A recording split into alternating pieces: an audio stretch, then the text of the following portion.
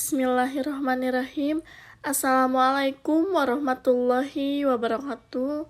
Pertama-tama, marilah kita panjatkan puji syukur kehadirat Allah Subhanahu wa taala karena atas nikmat dan karunia-Nya kita bisa hadir di perkuliahan hari ini. Yang saya hormati Bapak Hamam, Magister Agama Islam selaku dosen pengampu mata kuliah Akhlak dan Etika, dan rekan R6M. Kelompok kami akan mempresentasikan materi yang berjudul Korupsi dalam Perspektif Islam.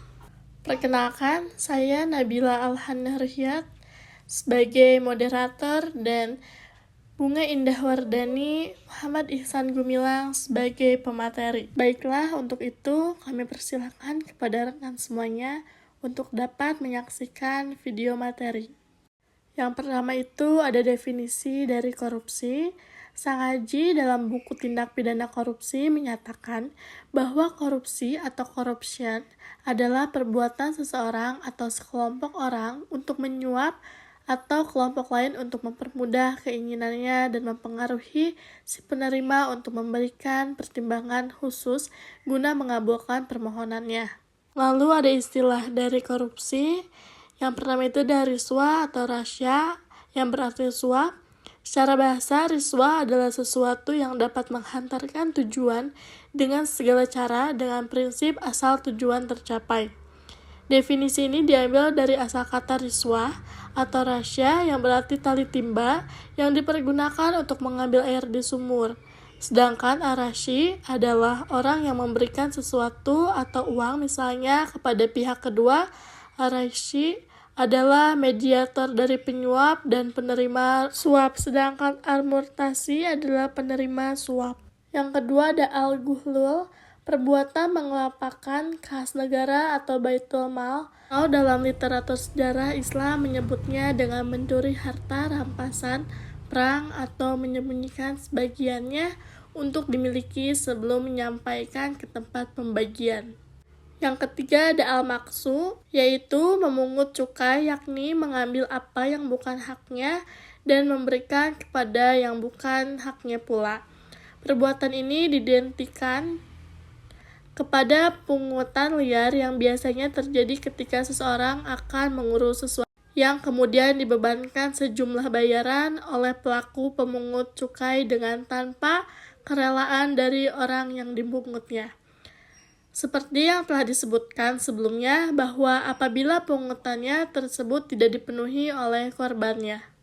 Kemudian ada juga balasan bagi pelaku korupsi. Yang pertama, pelaku korupsi akan dibelenggu atau ia akan membawa hasil korupsinya pada hari kiamat. Yang kedua, perbuatan korupsi menjadi penyebab kehinaan dan siksa api neraka pada hari kiamat. Yang ketiga, orang yang mati dalam korupsi tidak mendapatkan jaminan atau terhalang masuk surga. Yang keempat, Allah tidak menerima sedekah seseorang dalam harta yang korupsi. Sanksi bagi pelaku korupsi. Adapun sanksi moral bagi pelaku korupsi adalah jenazahnya tidak disalatkan, terutama bagi para pemuka agama ataupun tokoh masyarakat yang diakui di tengah masyarakat. Hal ini sebagaimana yang telah pernah dilakukan Nabi terhadap salah satu seorang sahabatnya yang melakukan korupsi pada waktu perang Khaybar meskipun hanya dalam jumlah yang relatif kecil yaitu 2 dirham. Adapun sanksi dunia bagi para pelaku korupsi tidak ada disebutkan secara jelas di dalam nas, sebagaimana hukum potong tangan bagi pencuri. Meskipun demikian, bagi pelaku korupsi bukan berarti terbebas sama sekali dari kejahatan yang telah dilakukannya. Pelaku korupsi harus dikenakan ta'jir yang bertujuan untuk memberikan pelajaran kepada pelaku tindak kejahatan agar tidak mengulangi lagi kejahatan yang pernah dilakukan. Allah Subhanahu wa taala juga berfirman dalam beberapa ayat Al-Qur'an, "Hai orang-orang yang beriman, janganlah kamu mengkhianati Allah dan Rasul Muhammad, dan juga janganlah kamu mengkhianati amanat-amanat yang dipercayai kepadamu, sedangkan kamu mengetahuinya." Quran Surat Al-Anfal ayat 27.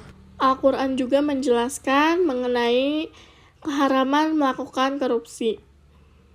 Yang artinya, dan janganlah sebagian kamu memakan harta sebagian yang lain di antara kamu dengan jalan yang batil, dan janganlah kamu membawa urusan harta itu kepada hakim supaya kamu dapat memakan sebagian daripada harta benda orang lain.